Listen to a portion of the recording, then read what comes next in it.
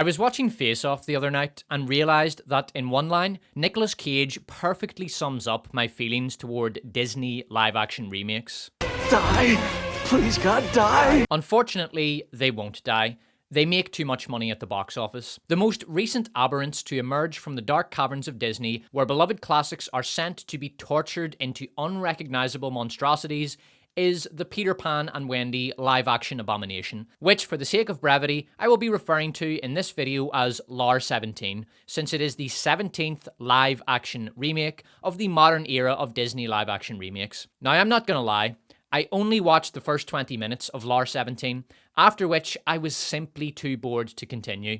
These live-action remakes aren't even contemptible. They are beneath contempt. They are beneath critical consideration. Watching them is a complete waste of time. This video was originally intended as a review of the latest classic animation to Disney live-action atrocity to be inflicted upon the world, but instead of wasting my time and energy watching another minute of this utter trash, I will instead give a brief summary of the problems I noticed in the first 20 minutes I spent watching LAR 17, then spend the rest of the video explaining why Disney remakes are absolute abominations that need to die and stay dead, unlike the majority of modern Disney characters. But before I excoriate Disney for the anti-talent, misery-inducing tribalist scum that they have become on their crusade against family, culture, art, and creativity, I am proud to announce that the Despot now has sponsorship. Finally, a company has been found who are enlightened enough to endorse my quest for tyrannical control of all cultural and political entities. Henceforth, the Despot will be partnering with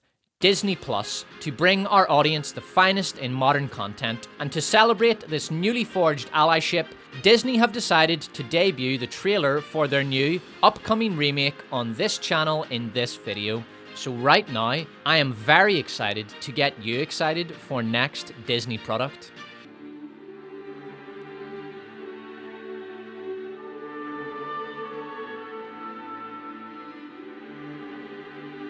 Sons of Scotland, I am William Wallace.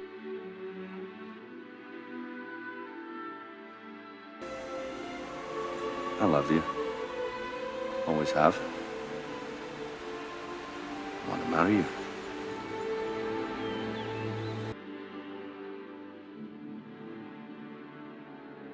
Scotland. And I see a whole army of my countrymen here in defiance of tyranny. My man. Tell our enemies that they may take our lives, but they'll never take our freedom!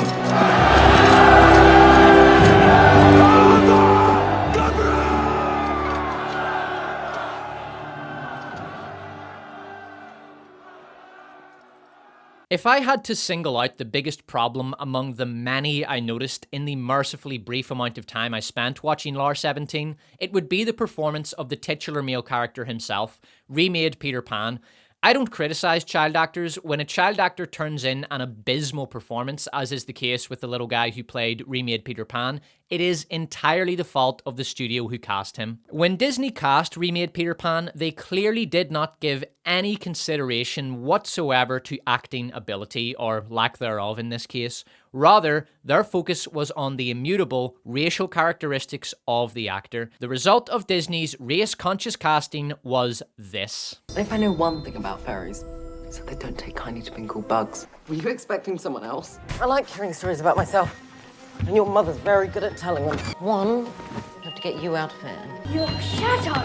It's always trying to get away, and I've only got the one. It's Hook. Who else would be trying to kill me this early in the morning? Now listen close. I'll lead the charge. You three take up the rear, or storm fore to arm. He delivers his lines with all the conviction and excitement of an office drone ordering his 3,562nd cup of Starbucks takeout coffee. In the original cartoon, Peter Pan is a lightning bolt made flesh. He has a presence that lights up every room he enters. He has a magnetic personality. He's cocky, charismatic, and massively energetic. Remade Peter Pan has all the energy and presence of a damp mop thrown into a dusty corner. He's about as charismatic as a Silicon Valley tumbler, and has all the magnetism of a discarded face mask. And as for his range, Now I will repay in kind with my sword. Strike then, if you've got the courage. Well, let's just say that he's not exactly Jake Gyllenhaal. Discretion's advised. Were you expecting someone else? In fairness to remade Peter Pan, the attempts at acting made by the children around him are little better. This is most obvious with the lost box tickers. Lost boys. I mean lost boys. She has his hat! What have you done with Peter? Not another move! The Wendy Peter went to find? The Wendy who knows the bedtime stories? You know what we do, the imposters! Because if you don't know stories, then you're an imposter! Apart from the horrendous acting that would not be out of place in an elementary school play, Lar 17 followed the 1953 cartoon beat for beat, making it boring and predictable. The pirates were excessively caricaturish, even for a kids movie. The wire work was absolutely atrocious. This might even have been worse than Reva's Matrix rooftop running cringe in the Obi-Wan Kenobi series. It's up there with the Baby Yoda merchandise advertisement wire work in The Mandalorian. The scenes of the kids flying look garishly awful. It looks like what it is, kids suspended on wires surrounded by green screen. It was clear that Disney were setting up Wendy as a girl boss, giving her a now standard girl boss character arc.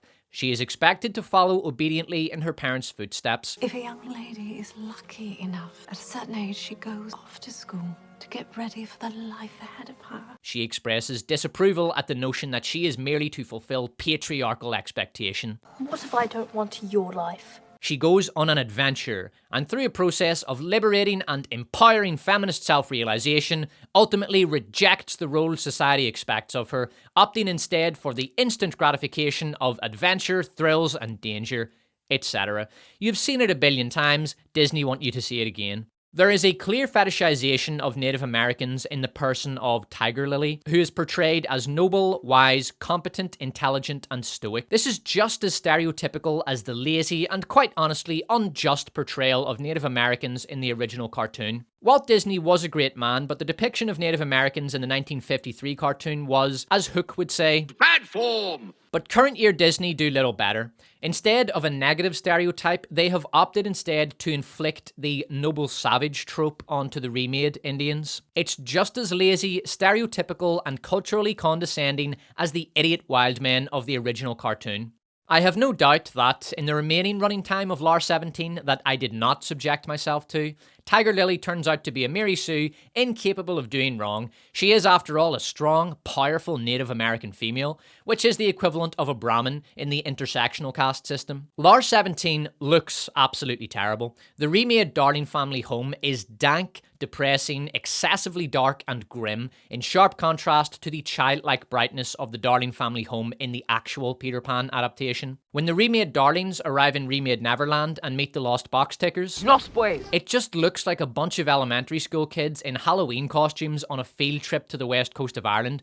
There is no sense that this is a magical, mystical realm where kids go to never grow up. The last problem I noticed in Lar 17 was the cringy fourth wall breaks intended to stick it to the racists and sexists and have them frothing at the mouth with rage because their beloved 17th live-action Disney remake doesn't have an all-white cast. Are you Peter Pan? Were you expecting someone else? They always act so surprised. That means you must all be... Lost boys. But you're not all boys. So? But I guess it doesn't really matter. Take that, bigots! Disney 2, racism 0. I think I stopped watching when remade Peter Pan was on a rock ordering his 3,563rd cup of Starbucks coffee. What can I get you? Now listen close. I'll lead the charge. You three take up the rear. We'll storm fore to aft. That is all I have to say about Lar 17. I will not spend another minute of my life thinking about or analysing Exhibit number 17 in the Culture versus the Disney Corporation trial, the live-action Peter Pan and Wendy Abomination. I have no doubt that when Lar 18 comes out at the end of May, Lar 17 will already have become just another irrelevant, forgotten piece of little trash left to rot on the scrap heap of cultural memory, where it belongs. Now on to Disney remakes as a whole, and why they need to die, and die painfully. The Disney remake is not art. It is a creature of vile intent that wears the skin suit of art. To quote Aristotle, the aim of art is to represent not the outward appearance of things, but their inner significance. A song a man writes about a girl he loves is not meant to literally communicate, I love you. The man could do that with 3 words. It is meant to communicate the significance of that love, the importance of the relationship to him, and, at least if the song is any good, describe the unique, romantic inner world the couple inhabit. A song that achieves all of these things can be considered a piece of art that achieves the aim of art. A recent example of a particularly beautiful love song is Pearl Cadillac by Gary Clark Jr., though I'm fairly sure this song is about a man communicating the love he feels for his mother, his gratitude for the sacrifices she made for him, and his determination to pay her back, which he knows is futile since nothing can ever pay back a mother's love and sacrifice. Let's look at an example of a movie which successfully achieves the aim of art, the 1940 animated classic Pinocchio. Pinocchio is not meant to be simply a visual depiction of a wacky tale in which a puppet comes to life and tries to become a real boy. Rather, the tale and the story world it inhabits communicates the importance of family relationships and adhering to traditional moral values. It also warns of a predatory world which is waiting and eager to take advantage of the young and naive. The young Pinocchio eagerly signs on to join the circus in search of fame and fortune, against his father's wishes and the warnings of Jiminy Cricket, the voice of traditional moral values. He ends up being ripped off, stolen from, abused, and ultimately enslaved. Today, a poorly educated, naive young woman signs up to OnlyFans, encouraged by the tales of fame and fortune circulated by the mainstream media. 3 months, a few $100s, 26 pornographic videos, and a lifetime of shame later, she gives up on this ill-judged endeavour. The videos and photos of her demeaning herself to satisfy the perverse voyeurism of simp losers forever online, a past that can never fade into memory. She's in debt now, but at least major corporations like OnlyFans and Kleenex made money. And as the line Stromboli's of today, feminists, never cease to remind us, no sacrifice is too great as long as it benefits the corporate machine. The average OnlyFans account earns $150 a month, despite what the New York Times would have young women they seek to traffic into online prostitution believe. The moral lessons of Pinocchio are still as relevant today as they ever were. At the end of the movie, Pinocchio becomes a real boy, and Geppetto rejoices because now his Pinocchio has a future. He will grow up and mature, he will become a man, and perhaps have children of his own. Pinocchio becoming a real boy represents hope for the future. This movie is a truly great work of art. Disney's live-action remakes are not art. They merely mimic the outward appearance of art, while failing to convey anything meaningful or significant. On the contrary, Disney systematically strip away all meaning and significance when these remakes undergo the inevitable update for a modern audience. These remakes are not even legitimate movies. They are imitations of movies, empty behind the eyes, soulless husks with no heart, manufactured simply to make money and nothing else. The live-action Pinocchio Abomination looks like Pinocchio, but isn't. The story world is desecrated by the invasive presence of current-year ideology. In the remake, the creature that imitates Pinocchio doesn't choose to go to the circus in pursuit of fame and fortune. He is tricked into it following his dismissal from school at the hands of a bigot. Get out and stay out! School is for real children, not the ridiculous puppets. Puppies belong in a puppet show. Cringe-inducing real-world analogy is of course another element of the modern Disney live-action remake. The CGI apparition intended to give the appearance of Pinocchio doesn't choose to go to Pleasure Island, he just lands in a cart by accident and is hauled along. This is because personal agency and consequences for one's actions are now heretical ideas at Disney. If a Disney story room writer were to express his opinion that prisoners in the United States are in prison because of choices they made in their life, he would no doubt be out of a job by the end of the week. Many of these prisoners are there because of the system, and to believe otherwise is heresy. Disney and all those who have embraced the political ideals that Disney now embody externalize the problems of those they perceive as victims onto an oppressor group. The Black Panther movies teach us that the significant problems within Black American communities are the fault of white America. The hardships you saw there radicalized your uncle. I observed for as long as I could. The leaders have been assassinated. Communities flooded with drugs and weapons. They are overly policed and incarcerated. All over the planet, our people suffer because they don't have the tools to fight back. All problems of the victim are externalized onto the oppressor. Personal agency, choices individuals make, play no part. This is why in the live-action Pinocchio Abomination, the Pinocchio creature has no agency, makes no choices, and is, ironically, no more than a puppet controlled by external forces. Disney tore out the moral heart of Pinocchio and turned a living, breathing story world into a lifeless, amoral imitation of that world. Worth noting also is the emphasis on felt identity, which has become a central tenet of the neo-religion adopted by Disney and which has swept the West like a great plague. Felt identity overrides all other considerations. If a man chooses to abandon his role as a father and husband in order to pursue self-realization through the pursuit of his felt identity, he is to be applauded. At the end of Pinocchio, Pinocchio becomes a real boy, much to the joy of his father, who sees in this change a future for Pinocchio and the family. In the live-action Pinocchio Abomination, the CGI puppet walks off with Tom Hanks, and Jiminy Hickett, who sounds like a school kid doing an impersonation of Forrest Gump, says this. People say he was transformed into an honest-to-goodness real boy. Did that actually happen? Who knows? But I do know one thing for sure. In his heart, Pinocchio is as real as any real boy could ever be. It doesn't matter if he actually was a real boy, he felt like a real boy. Therefore, he was a real boy. Believing yourself to be something makes it so. Even if he remains a sterile puppet, incapable of growing up and having a family of his own someday, he is still to be regarded as a real boy because he feels like one. And we need not concern ourselves with the fact that he is literally days old and probably not the best judge of the relationship between one's physical being and the metaphysical abstract often referred to as a soul. Because, as the deliberately vague platitude goes, we can trust kids to, tell us who they are.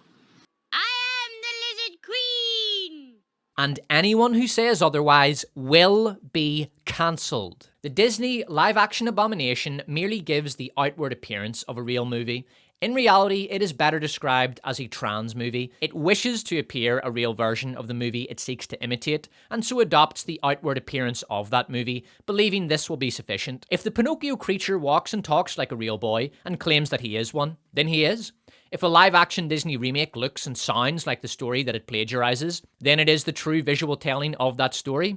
The inner significance of the story can be disregarded because, according to the worldview Disney now creates propaganda to promote, the mere appearance of a thing is enough to convey everything that needs to be conveyed. In Disney's unofficial remake of Star Wars Episode 4 A New Hope, 2015's The Force Awakens, they relied entirely on outward appearance to communicate to the audience that this was a Star Wars movie.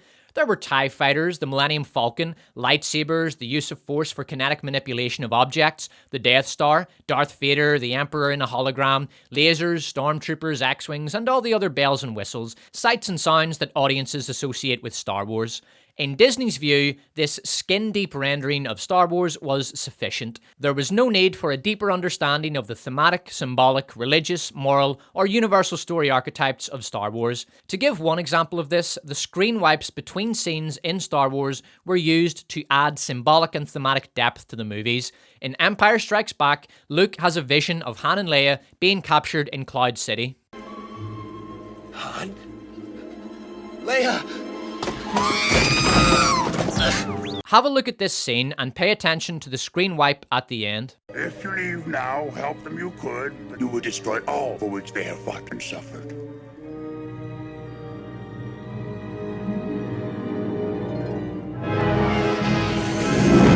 A circular screen wipe centered on Luke's eye. This is a symbolic indication that Luke has a prophetic vision of the mortal dangers that befall Han and Leia in Cloud City, and that he has a strong spiritual connection to them. In Disney Star Wars, the screen wipes are there simply to give the appearance of a Star Wars movie, no thematic or symbolic depth whatsoever. With the basic Star Wars look taken care of, the contemporary political themes and ham-fisted social engineering that the Disney remake of A New Hope was saturated in didn't make it any less Star Wars in Disney's view, because lightsabers. And before some non-playable sheep in the comments writes something like, Star Wars was always political and always left-wing. Yes, Star Wars was always political. As Orwell teaches us, All art is political, but the politics of the original Star Wars were subtextual and thematic. They were also universal. The story of the peasant rising in outrage against the seemingly unassailable tyrant is a tale as old as human crime. Disney Star Wars politics is overt and specific to the era in which it was manufactured. Rey don't need no man. People in Star Wars are black now, and the racist fanbase better get used to it. Welcome, I'm Lando Calrissian. Girl power overcomes a decade of training and discipline. White man bad. Old white man useless. What'd you do? I bypassed the compressor. Etc. Disney adopt the same materialist approach they applied in their destruction of Star Wars to all of their movies now.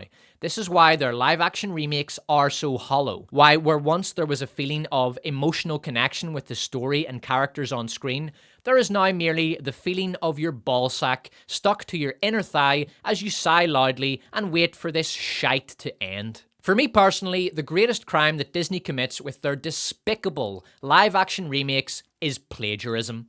I often hear that Disney are remaking their movies, but they aren't. While Disney may own the legal copyright to the 1953 work Peter Pan, they didn't create that movie. It's not theirs.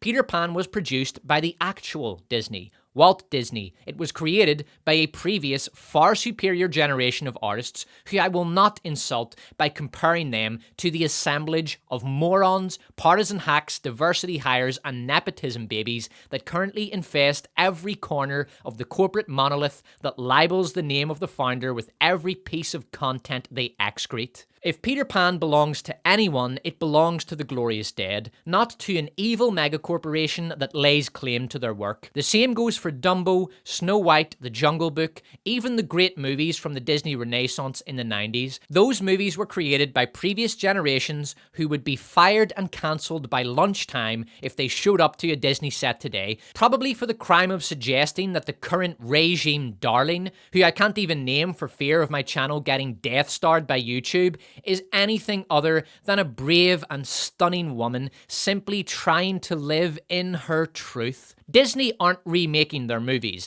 They are plagiarizing our movies. Disney are raping our common cultural inheritance in front of us, demanding that we applaud them for this, and accusing us of bigotry when we refuse. Disney are not artists anymore. They are a vast hive of locusts, swarming through the past and consuming every piece of media they can set themselves upon, sucking it dry of all value and leaving it a desiccated husk before moving on to their next target. Now, there is such a thing as a good remake. The Fly, The Magnificent Seven, and Vanilla Sky are all great examples of good remakes. They are heavily based on the source material, but not carbon copies, and different enough to qualify as movies in their own right. The Disney live-action remakes are not based on their source material, they are copies of the source material, and often a scene-for-scene imitation of the original, or at the very least they follow the same series of dramatic beats as the original. The ones that are slightly different will still have set pieces directly stolen from the original work. It doesn't matter that the new version is live action or hideously ugly modern CGI,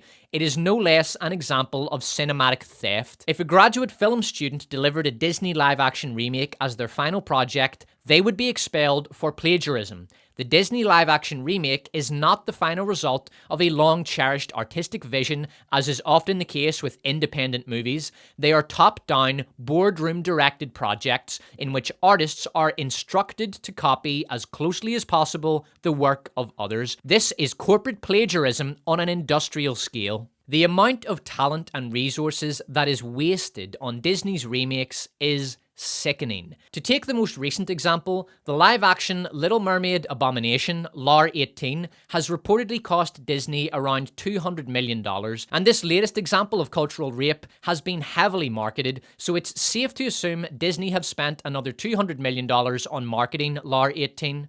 Please God, make it flop. Let's consider what else you could have done with that money. The best use would of course be to adapt the despot's proposed season 2 of Rings of Power into an epic season of television. If you think you're going to find a man with options who's going to genuinely never ever consider those options ever, then he's just a low value dude. That's the reality of the game. The reality of the game is if the guy has choices, he's going to consider those choices. Back when you fucking started, Ouija. Someone has to fucking flip the burgers, dumbass. But Sauron going on an Andrew Tate binge as part of a character arc that sees him going from the somewhat simpish incel of season 1 to the alpha Chad conqueror he becomes is understandably controversial, so let's imagine other uses for the $400 million that Disney pissed away on their violation of The Little Mermaid. You could burn it. It wouldn't create anything, but at least it would reduce inflation slightly, and there wouldn't be a new Disney remake when it was done. You could fund a large number of independent projects. 2022 was an abysmal year for movies, but there were some good independent movies. The two best examples that I'm aware of are The Whale and The Banshees of Inisherin. The Whale cost $3 million, which is an absurdly small budget due to the small cast and the fact that the movie takes place entirely in one apartment. The Banshees of Inisherin cost $20 million. Averaging that out, you could fund a high-quality indie movie for $12 million, toss in another $13 million for marketing, and Disney could have funded at least 16 indie movies for the money they wasted on... You broke the rules. You went to the above world. A man was drowning. I had to save him. Careers could be launched. Stars could be discovered. Talented directors could get their well-deserved break. Truly original projects would get a shot at success. But no, because... She got legs, you idiot! Now you might respond that this is Disney's money to waste, and so they have the perfect right to flush it into the sewer of live-action remakes. But, as the great and glorious first Tobey Maguire Spider-Man movie reminds us, with great power comes great responsibility. Disney have the money, the power to influence the culture for the better. Thus, they also have the responsibility to do so. Yes, their movies should be profitable, but they should also be good. Live-action plagiarisms cannot be good. In fact, they can never be anything other than total garbage, because they are pure imitations. A live-action Disney remake can no more be a good movie than a photograph of a painting can be a great painting. They can no more be innovative than a Las Vegas Elvis impersonator can be innovative. And this isn't to take away from Elvis impersonators. They do a tough job, they do it well, and countless people have a more enjoyable vacation as a result. And unlike Disney remakes, the Elvis impersonator has the artistic integrity not to use disgusting amounts of auto-tune. Disney also have the responsibility to use their vast financial resources to try to grow and nourish the immense talent pool that America produces and foster a culture of open-minded creative freedom and artistic innovation. Instead, they are hostile to talent, reject creativity, regard innovation as a financial hazard, enforce an internal company-wide culture of thought conformity and stifled artistic endeavor, and ruthlessly banish anyone who doesn't fall meekly in line. They hire based on immutable racial and sexual characteristics rather than on ability and experience, and instead of pursuing original projects, they pillage the work of long-dead artists no longer able to defend their opuses from the desecrations inflicted upon them by these grave-robbing murderers of culture. And I haven't even gotten to the talent that is wasted on these remakes. Every single actor, director, animator, VFX artist, and crew member are having their time wasted by Disney on these projects. Probably the most tragic example of talent dragged into the sewers by Disney was Robert Zemeckis, the director of the Back to the Future trilogy, my favorite movie trilogy, and a masterpiece that will continue to be loved long after these abominable Disney remakes have become a footnote in cultural memory. Zemeckis was drafted by Disney to manage a live-action imitation of Pinocchio. The result of Zemeckis' Faustian Pact was one of the worst things that I have ever had the misery of viewing. Usually when I watch a bad movie, I'm just bored. I thought Blonde was the worst movie of 2022. It took me 8 sittings to watch it, and I was bored into a state of utter misery in every single one of them. But watching the live-action Pinocchio Abomination made me genuinely sad that a man who made one of the greatest movies of all time has been reduced to this. It's all for one and one for all. The game is on, don't drop the ball. Watching the live-action Pinocchio Abomination was what it would be like to watch Paul McCartney perform a duet with Sam Smith at the MTV Awards, a hero reduced to association with one of the most pathetic establishment corporate regime bootlicks ever to libel the profession of musician. And I really feel for the Disney animators who are forced to go to work every day and have their skills wasted on this utter dreck. These artists probably dreamed of being animators when they were kids, inspired by the animated masterpieces of the 90s, and when it was finally their turn to create the animated classics of tomorrow, they instead found themselves working on this. Chris Gore, a philosopher of film of whom I am an admirer, had an interesting and probably true theory about a scene in the live-action Pinocchio Abomination. There's even a scene in which Pinocchio trips over a pile of feces covered in flies, and part of me thinks that the reason that the feces in Pinocchio with the flies, you could hear the flies, is so graphic. It was like the animators put that in to let us know, yeah, we know. We know too. They are this bad. This is what Disney has reduced an entire generation of animators to. The only way they can express themselves creatively, the only artistic life they can breathe into the piss they have to work on, is essentially in the form of graffiti. Disney animators today are like prisoners, writing little poems on pieces of toilet paper and hiding them in the cell walls so they won't get confiscated when the jackbooted screws come marching in to ensure total conformity to the prison regime. The creatives, who in a better time would have been great artists, have instead been turned into reluctant plagiarists. And thank God, Disney doesn't own the copyright to Back to the Future.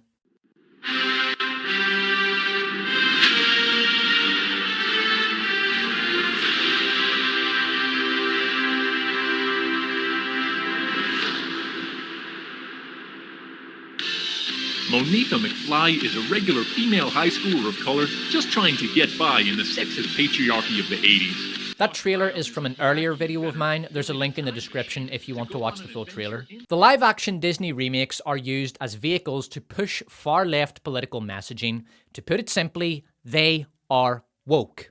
Deliberately and aggressively woke. The most visible aspect of the politicization of this nominal entertainment are the dull, tiresome, predictable, spiteful race swaps, which only ever go in one direction, usually white to black, since the American left have singled out African Americans specifically for cringy pandering. Disney throw a coat of brown paint on The Little Mermaid, then turn with beaming pride toward Black America, take a bow, and expect wide-mouthed, seal-clap applause from the group they have targeted for inclusivization in their latest raid into the past. It of course not occurring to Disney that perhaps these people don't want to be associated with Disney's endless campaign of plunder and destruction of cinematic monuments. This faux inclusive, lazy slacktivist, condescending tokenization is truly cringe-inducingly embarrassing. This is like white guests at a wedding, drunk on cheap wine and their own sense of progressive sophistication, grabbing the one black guy at the wedding and pushing him onto the dance floor, then expecting him to breakdance for them because the one R&B track that was included on the set list for his sake is now playing. Go on, my homeboy, we included this one for you, so you'd feel more at home. Go on, do your breakdance. What's wrong? I thought you people liked this kind of music. This is what Disney race swaps are. Drunken uncle at a wedding pulling moves on some poor girl half his age because he wants to prove to the family that he's still got it. Levels of embarrassing. And look, I don't personally think Disney race swaps are even relevant to the movie. The movies are already terrible. They are already disqualified from being regarded as art and deserving of legitimate film criticism by the fact that they are plagiarized works. So whatever other faults they have are rendered irrelevant. These remakes are failures before they are even released. The fact that the Ariel imitation in Lar 18 is mixed race doesn't matter to me.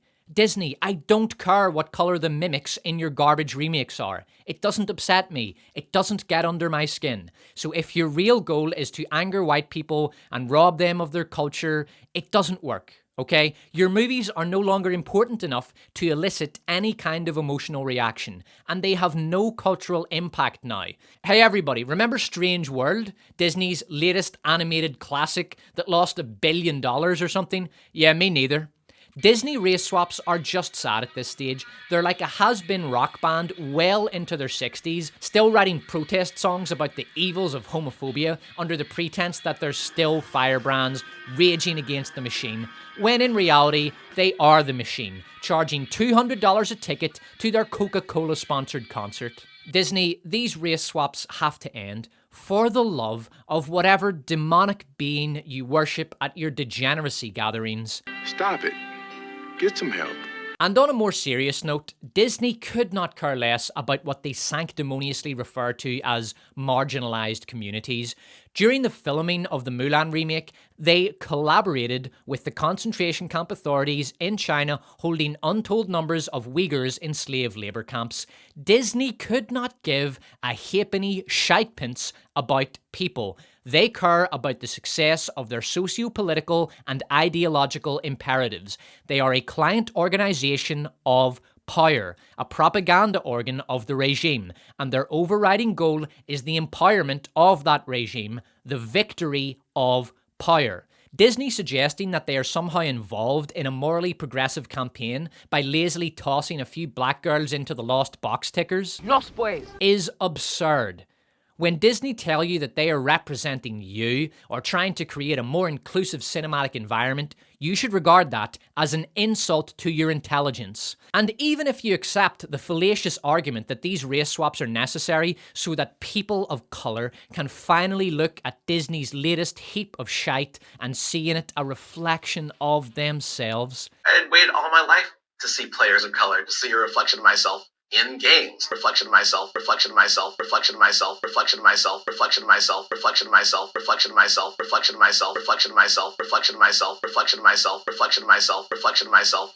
Why would anyone want to be reflected in this plagiaristic, soulless, cynical, second-hand crud? By the way, that guy who thinks he's a video game pixel has appeared in enough of my videos to merit an official name. Guy that thinks he's a video game pixel? Henceforth, you shall be known as Mr. Reflection.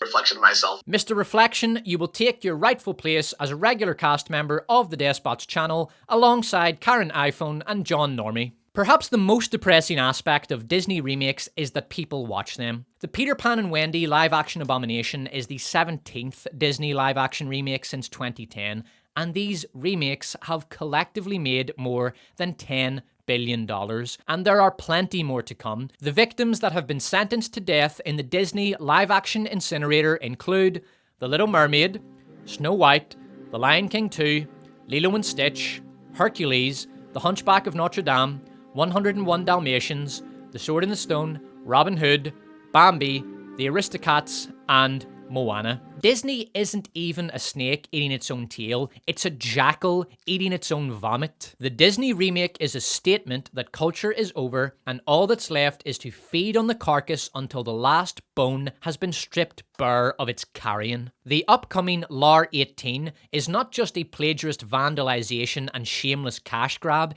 it is a statement of cultural nihilism. Originality is unprofitable now, and regurgitation has taken the place of innovation. We don't like the thought that we are living in a culturally sterile time.